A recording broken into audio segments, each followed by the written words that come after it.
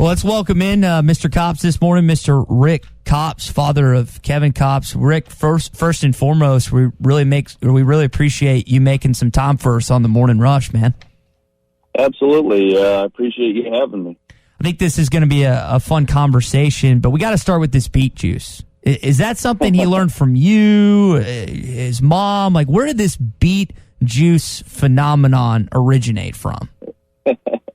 Well, I mean, Kevin's always been he's always been a fanatic about keeping his body in good condition and good shape, and he does a lot of research on his own. So I'd like to take credit for that, but that's not from me or his mom. He's I think a lot of people have noticed he's really gotten himself in some pretty good shape this year, and I guess one of the things he read up on this beet juice is that some of it's, I guess, a replacement for Gatorade in the context of recovery and energy, and so now it's really taken off. I'm sure it's selling like hotcakes so. All across Arkansas. Yeah. I think, Rick, another thing people have noticed, no stash this year. And Kevin was really known for that fabulous mustache that he sported for quite some time. Was there a reason behind him shaving that off and really just kind of going 5 o'clock shadow this year? I don't think so. I think, he had said, I think he's even said in an interview or two, he saw it kind of as a distraction initially, and maybe that was probably just some of changing his what would you call it, MO. So I don't think there was anything behind that, and just to change the look of Kevin. So. We're talking with Rick Kopps this morning, Kevin Kopps' dad. Rick, one of the things that I think a lot of people can attest about your son, as talented as a player he is, as much as he's loved across the state, he's very humble. He's got a quiet confidence about him. And if you talk to people within inside the program, I got a few students that have had conversations with him, and you would never know that he's an all-American type pitcher based on the way he acts. How have you and your wife and just kind of your family and Kevin himself, how has he been able to stay grounded and stay humble through all this fame that he's gotten this year? Well, I think some of it, goes back to, his strong Christian upbringing. I think, he really, as a strong Christian young man, he's always recognized, what, God can do and do on his behalf. And, if he gives his best effort. And I think, also the recognition of, it's not just him, right? It's all about, we've always had lots of discussions around, again, even when he was young, doing your role, knowing your part, and I mean, you got to give credit to a great set of coaches and an outstanding team. People who are willing to play their role, and I think that I think that's what really instills the what you see is more of a humble behavior. He knows it's not just him. It's there's a good surrounding cast of folks who, starting with Casey Opitz, right? I mean, how can you be successful if you don't have a Casey Opitz behind the plate? And how can you be confident that, hey, maybe I miss a spot, and without some of the great defensive plays, or again, people just stepping up, how can I be successful? I think a lot of that plays into the mentality that Kevin has as a player. So I can hear where part of the humbleness comes from, because you're attributing a lot of his success to his teammates, including Casey Opitz. But I want you to drop the stuff for just a sec. Just 1 sec, Rick. Has it soaked in yet? I mean, your son's a finalist for the Stopper of the Year award, best relief pitcher in college baseball. He was just named the finalist for the Dick Hauser Trophy. He's a semifinalist for the Golden Spikes Award. Rick, has it soaked in yet that your son may not just be the best pitcher, but the best player in college baseball? Well, I must admit it is a bit overwhelming. So it's between myself and my wife, I think we've been a bit overwhelmed, and I know that even Kevin said this in one of his interviews. I mean, we've talked about it as a family again. You pray for success for your family, your kids, and sometimes it's like, wow. I mean, it's some of the blessings that have been bestowed upon him, are amazing. So I mean, it hasn't sunk in. I think we're still a bit overwhelmed these days, but thankful, definitely thankful. We're talking with Rick Kopps this morning, the father of Kevin Kopps. Rick, when take us back 3-4 months ago, you're looking kind of the outlook of the season, kind of where Kevin's role is going to be. Initially, people don't remember this. He was not the initial closer. He kind of started in that relief role that he had been in years past. When you look back at those moments, when you look back at to what you were thinking prior to the season beginning, did you see this coming at all 3 months ago? No, I mean, I think back to even, I guess, the rough kind of 2020 season that he had last year, and I think of some of the things that we talked about after that, and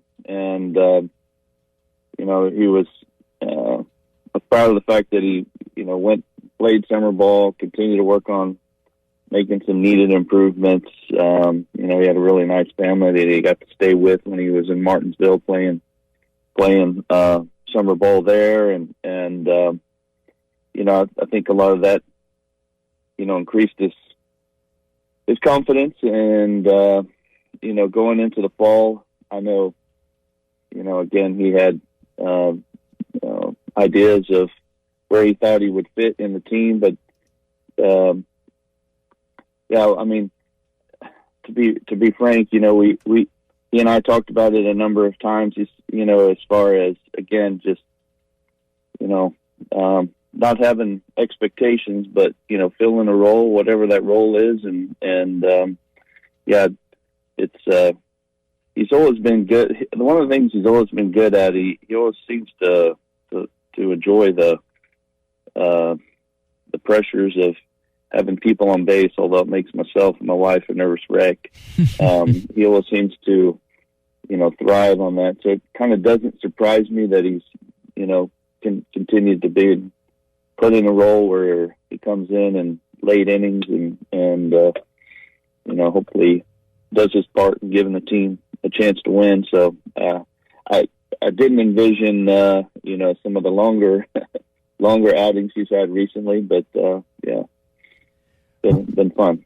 Rick, you're kind of talking about your wife and kind of the nervousness that you guys feel when he's approaching the plate and there's batters on plate. I've sat with a few Arkansas parents this season, both in Alex Box and inside of Baum-Walker Stadium, and it's kind of funny to see the different reaction when their son is up in the batter's box or he's on the mound, just kind of how different parents react. When you and your wife see Kevin walk to the mound in a closing and a finishing type of situation, what's going through your head on a weekend basis?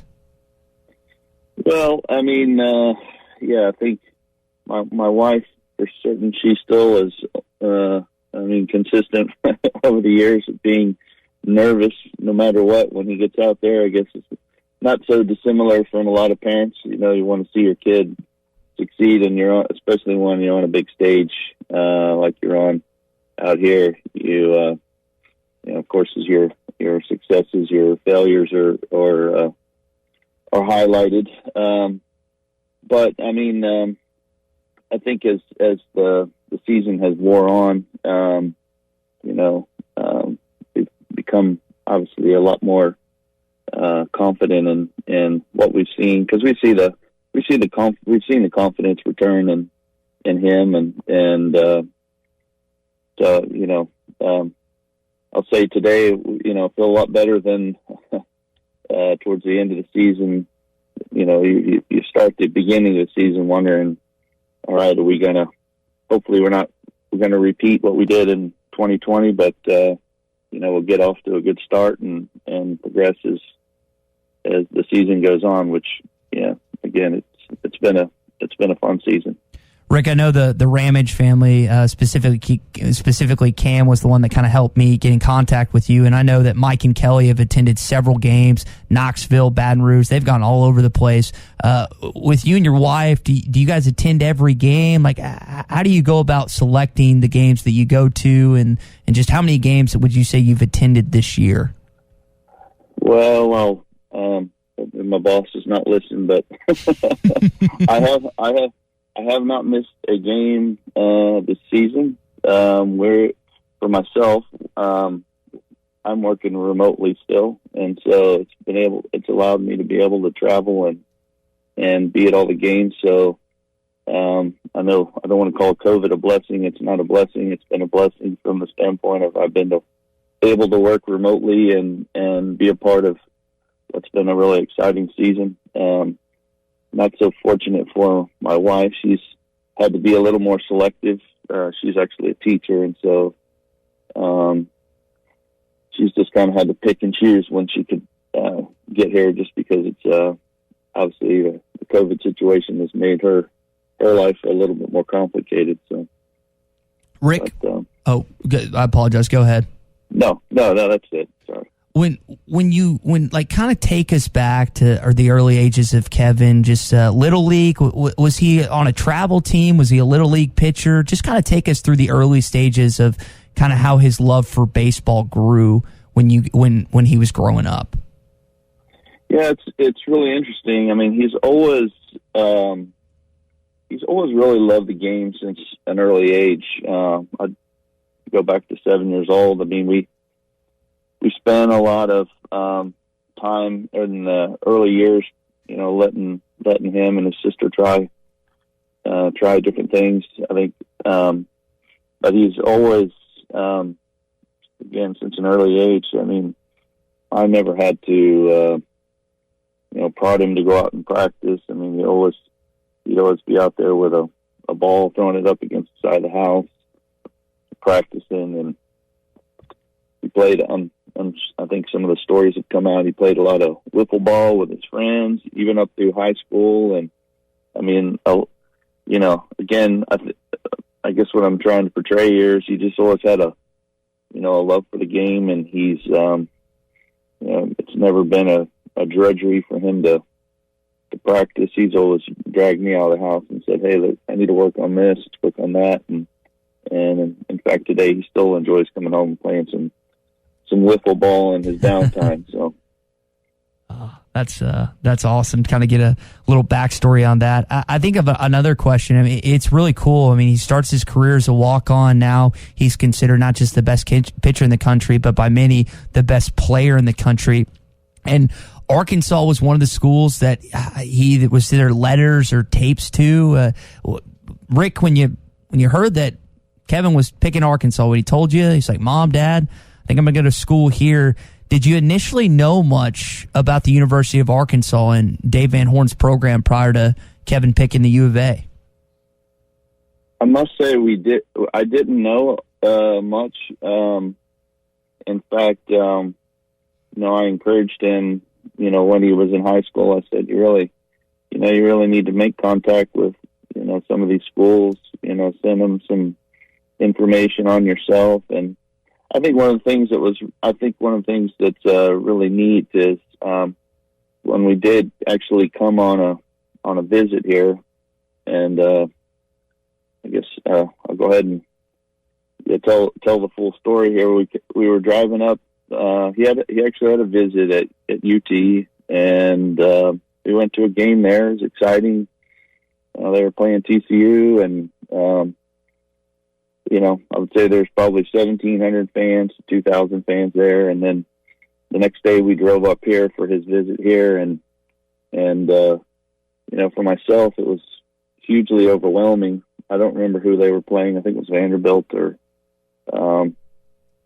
don't quite remember who it was they were playing, but just the fan base to start with was overwhelming. I mean, there was 7,500 people in the stands, and